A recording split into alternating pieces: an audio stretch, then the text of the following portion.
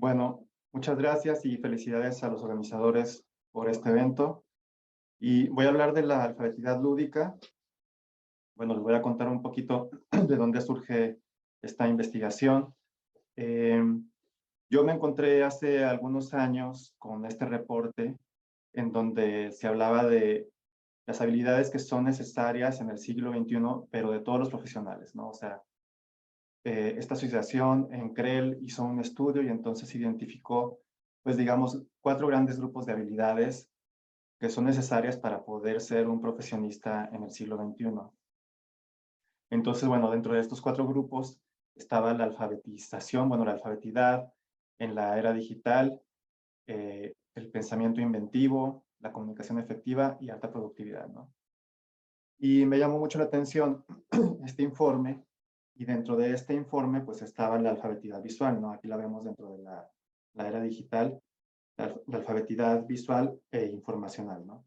Dentro de estos, bueno, hay otras que llaman la atención también, que a lo mejor hace sentido que han sonado en diferentes estudios, como el trabajo en equipo, responsabilidad cívica, creatividad, etcétera, ¿no? Pero bueno, digamos que me llamó mucho la atención la alfabetidad visual y entonces empecé a involucrarme más y a investigar más a profundidad de qué se trataba esta habilidad, ¿no? Entonces, bueno, ahí me centré en esa habilidad y durante varios años estuve trabajando con esta habilidad, pero luego me di cuenta de otras y seguían surgiendo estudios sobre otras habilidades también necesarias, ¿no? Así fue como después caí en la alfabetidad emocional, luego en la ecoalfabetidad y por último, esta es la que intuyo y de la que hay menos información, pero que intuyo que es necesaria sobre todo para el diseño, de la ludoliteracy o alfabetización lúdica, ¿no? Entonces, bueno, lo que hay que entender a grandes rasgos es que este término de alfabetidad es una habilidad doble, es una habilidad que tenemos que usar o aprender a usar para interpretar información y para construir información, ¿no? Entonces, ya regreso aquí tantito. La alfabetidad visual, pues hablaba justo de eso, ¿no? Una capacidad para poder interpretar información visual y también para construir mensajes visuales. Entonces, por eso una habilidad doble. Y pues a mí me hizo sentido desde el inicio porque pues obviamente soy profesor de diseño gráfico y estudio el diseño gráfico. Entonces me hacía mucho sentido que tuviéramos que estudiar esta alfabetidad, que también ya hablaba un poco Don Di sobre ella, ¿no? Pero luego también la alfabetidad emocional, o sea, reconocer las emociones de otros, hablamos siempre como en estos estudios de usuario.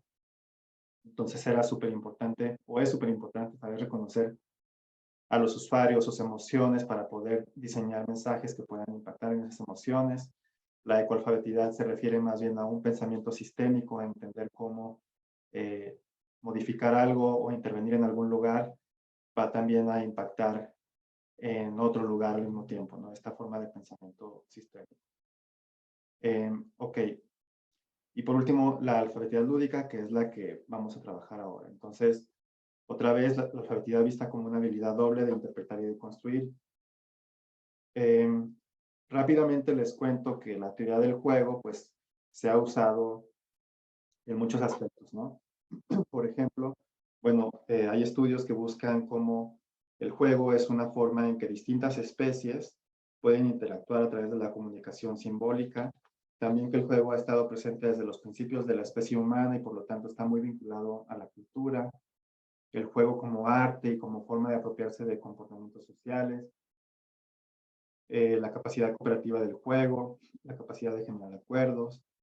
También, bueno, el juego como herramienta para innovar de forma creativa y dar soluciones únicas. Y en el diseño, bueno, hay muy pocos estudios, pero bueno, hay uno que destaca que decía que el proceso de diseño, hacer el proceso creativo, involucra distintas actividades lúdicas en distintos momentos, ¿no?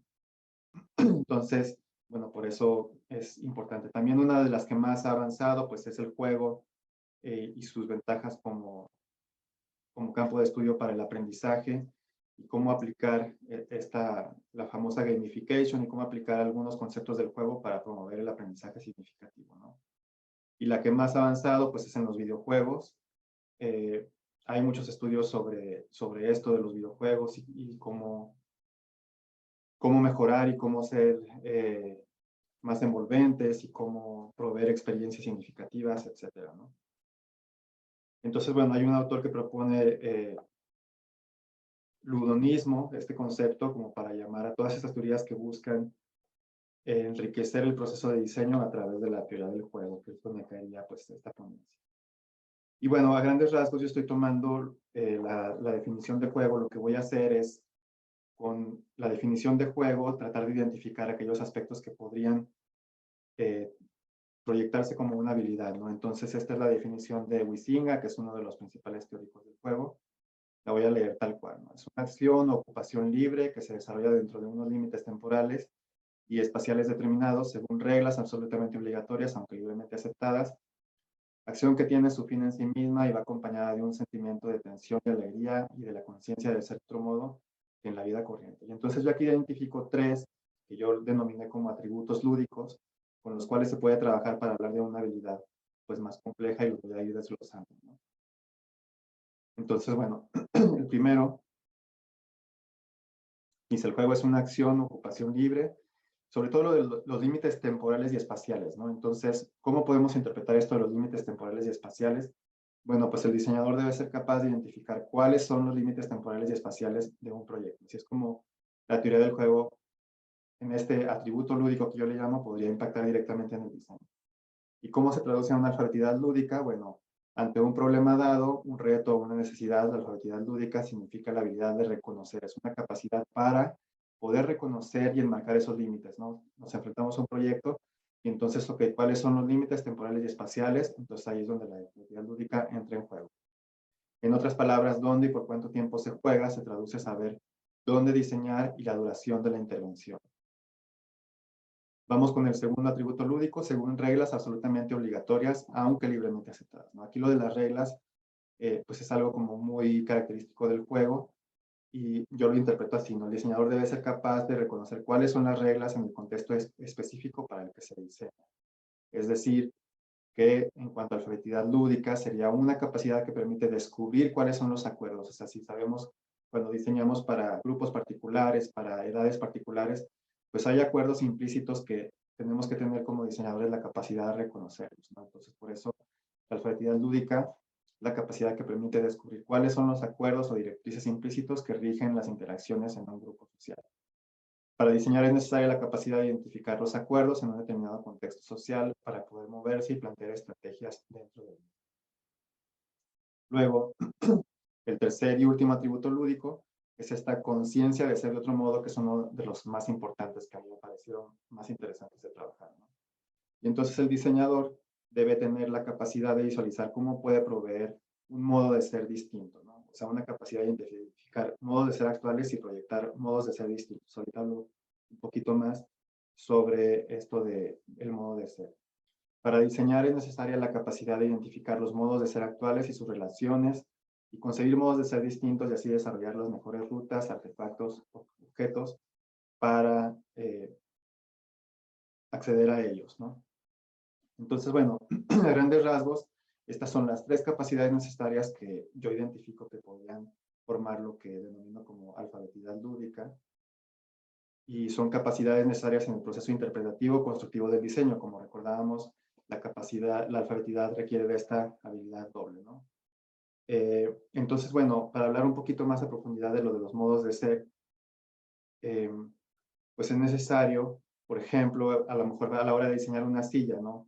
Si pensamos que la silla es en realidad un diseño que permite un modo de ser de la persona sentado distinto a un modo de ser parado, ¿no? Entonces, desde esa óptica, el diseñador debe ser capaz de diseñar distintos modo de ser parado, modo de ser sentado, modo de ser acostado, ¿no? Este es un ejemplo muy sencillo, pero ahora a nivel macro, una ciudad, por ejemplo, que tiene poco acceso a agua, tenemos un modo de ser primario o un sistema en estado A, por lo que habría que diseñar los artefactos para que las personas puedan estar en un modo de ser secundario o con un mejor acceso a agua o un sistema en estado de B, ¿no? Entonces, bueno, en realidad esta capacidad habla de sí diseñar objetos, artefactos o todo esto, pero en realidad estamos diseñando formas de interacción, formas de caminar, por eso lo de los modos de ser distintos, ¿no? Por eso entonces reglas operantes en un momento van a ser distintas en otro, límites temporales va a tener uno, pero después de intervenir va a tener otro, y hay que estar diseñando o imaginando estos dos escenarios distintos, ¿no? También está este concepto de sinergia, que viene del pensamiento sistémico. Y bueno, habla de que todas las variables se afectan unas a otras, ¿no? Al cambiar uno, van a cambiar las otras. Eso se le llama sinergia. El ejemplo que ponen es el de un reloj, que solo puedes entender el funcionamiento de cada partecita cuando está funcionando, ¿no? ¿Para qué sirve cada cosita cuando está funcionando? Y al afectar una, se afecta a la otra. Eso se llama sinergia. Y entonces en esto de la alfabetidad lúdica, bueno, quiere decir que a la hora de transformar las reglas operantes en un momento, pues bueno, van a cambiar también los límites temporales y espaciales y por lo tanto va a permitir que existan modos de ser distintos o para poder activar modos de ser distintos, pues bueno, significa que también tenemos que pensar en reglas operantes distintas y en límites temporales diferentes y así, ¿no? A eso se refiere la condición de sinergia y por eso esta capacidad como alfabetidad lúdica, yo la concibo con estos tres, a lo que denominé atributos lúdicos, que fueron extraídos de la definición de juego de Huizinga, y creo que son muy útiles tanto para diseñar como también, perdón, para el análisis, ¿no? Luego por ahí también existe el concepto de tensión, también dentro de la teoría del juego, también de Huizinga, ¿no? Tensión quiere decir incertidumbre, azar, es un tender hacia la resolución con un determinado esfuerzo, algo que tiene que salir bien. Y bueno, a mí me parece importante ver la atención como tarea docente, ¿no? Promover el desarrollo de la alfabetidad lúdica, es decir, si estamos hablando de que es una capacidad que se puede desarrollar, pues bueno, tendríamos que también aprender a desarrollarla dentro de las aulas, ¿no? ¿Y cómo hacerlo? Pues enfrentar a los estudiantes a escenarios de tensión. En otras palabras, incluir la atención dentro de la didáctica del diseño significa enfrentar a los estudiantes a proyectos que incluyan entre sus características fuerzas opuestas o variables que en apariencia se contraponen para provocar tensión. Y ahí es donde creo que podríamos empezar a ver maneras de incorporar la alfabetidad lúdica dentro de la tarea docente para desarrollarla a través de escenarios tensionantes, ¿no? Por último, bueno, el reto, cambiar el paradigma, pues obviamente dejar de orientar estrategias didácticas que priorizan el desarrollo de habilidades necesarias para el diseño de artefactos, imágenes, objetos, espacios, es decir, bocetaje y todas estas como habilidades más tradicionales, y reorientarlas a aquellas que promueven el desarrollo de habilidades de interpretación, previsión y adaptación, ¿no? O sea, reconocer las reglas operantes, y imaginar modos de ser distinto, lo que estábamos viendo ahorita. Y así el profesional de diseño podrá desempeñarse o jugar en un mundo súper complejo, incierto y en evolución constante, como es al que nos estamos enfrentando ahora, ¿no? Por último, bueno, nada más una reflexión aplicando estos tres conceptos o estos tres atributos lúdicos al escenario que vivimos hace un par de años con la educación a distancia, ¿no? Y empezamos con una pregunta, es decir, ¿qué pasaría si no pudiéramos salir de casa, ¿no? Si tuviéramos que jugar a la educación a distancia. Bueno, pues nos enfrentamos a un escenario como fue las plataformas estas para las videollamadas conjuntas, que tenía nuevas reglas operantes, a lo mejor el tiempo era distinto, la forma de participar era distinta, la capacidad de entregar los trabajos también, límites temporales y espaciales distintos, o sea, también pasaba que grabamos la sesión y había estudiantes que podían conectarse tiempo después, o sea, a lo mejor una sesión de 1 hora que extendía a una de 8 porque permitíamos que siguiera la sesión activa, o sea, nuevos modos de ser.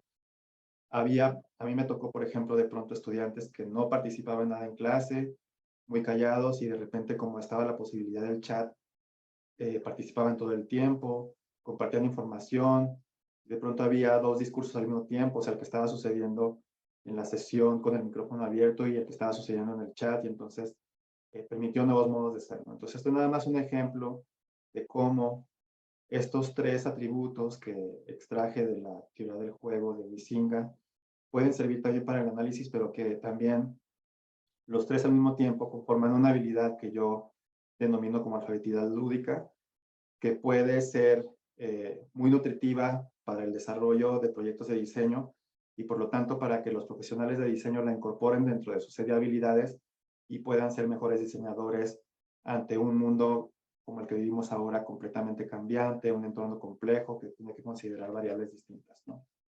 Y eso era a grandes rasgos lo que quería compartirles hoy. Estoy acá con el cronómetro en cuenta regresiva, así que veo que estoy en tiempo y eso era todo. Muchas gracias.